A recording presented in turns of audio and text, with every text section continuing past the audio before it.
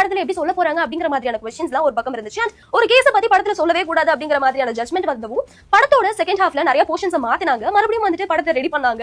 Release ஆகிறதுக்கு இன்னும் delay ஆச்சு அப்படிங்கிற மாதிரி, பட்ஜெட் அதிகமாச்சு அப்படிங்கிற மாதிரி நிறைய கான்ட்ரோவர்சிஸ்லாம் வந்துச்சு. அண்ட் ஒரு வழியா படமும் ரிலீஸ் ஆகுது. ரிலீஸ் ஆனதுக்கு அப்புறம் படத்தை பார்த்த எல்லாருமே மைக்கேல் ஜாக்சனை மறுபடியும் ஸ்கிரீன்ல பார்த்தேன்பா அப்படிங்கிற மாதிரி தான் சொல்லியிருந்தாங்க. ஏன்னா ஜாஃபர் ஜாக்சனோட அந்த ஆக்டிங் வந்துட்டு ரொம்பவே சூப்பரா இருந்திருக்கும்.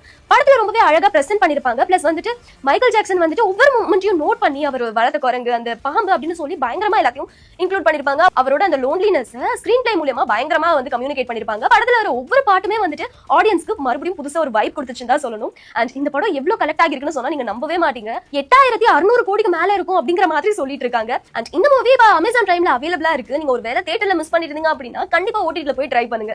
இந்த லிஸ்ட்ல ஃபர்ஸ்டா இருக்க மூவி தான் கருப்பு. ரொம்பவே சுவாரஸ்யமான ஒரு படம் தான் சொல்லணும். ஏன்னா படம் ரிலீஸ் ஆகிறதுக்கு முன்னாடி நிறைய பிரச்சனைகள்லாம் ஏற்பட்டுருந்துச்சு. ஆனா ஒரு வழியா படமும் ரிலீஸ் ஆகுது. 13 வருஷத்துக்கு அப்புறம் சூர்யா வந்துட்டு கம்பேக் கொடுத்துட்டாரு அப்படிங்கிற மாதிரி தான் படத்தை பார்த்து எல்லாருமே சொல்லிட்டு இருந்தாங்க. ஏன்னா படம் வந்துட்டு அந்த அளவுக்கு ஆடியன்ஸ்க்கு ரொம்பவே பிடிச்சு போயிடுச்சுன்னு தான் சொல்லணும். படத்தோட மைய கதை என்னன்னு பாத்தீங்கன்னா, ஒரு கோர்ட்ல நிறைய கிரைம் நடக்குது.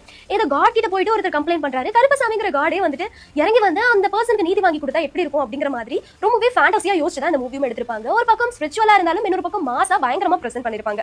இந்த மூவியை தியேட்டர்லயே நிறைய பேர் ரீவாட்ச் பண்ண கதையெல்லாம் இருக்கு. ஆனா இப்போ இந்த மூவி ஓடிடில வரப்போகுது. நீங்க தியேட்டர்ல மிஸ் பண்ணிருந்தீங்கன்னா கண்டிப்பா ஓடிடில ட்ரை பண்ணுங்க. அமேசான் பிரைம்ல அவைலபிளா இருக்கு. இந்த லிஸ்ட்ல ரெண்டாவதா இருக்க படம் தான் மைக்கேல். மைக்கேல் வந்துட்டு மைக்கேல் ஜாக்சனோட பயோபிக்கா இருக்க போகுது அப்படிங்கிற மாதிரி சொல்லியிருந்தாங்க. அண்ட் அந்த படத்துலயுமே ரொம்பவே சூப்பரா பிரசன்ட் பண்ணியிருந்தாங்க. நிறைய பிரச்சனை நடந்துச்சுன்னு தான் சொல்லணும் படம் ரிலீஸ் ஆகிறதுக்கு முன்னாடி.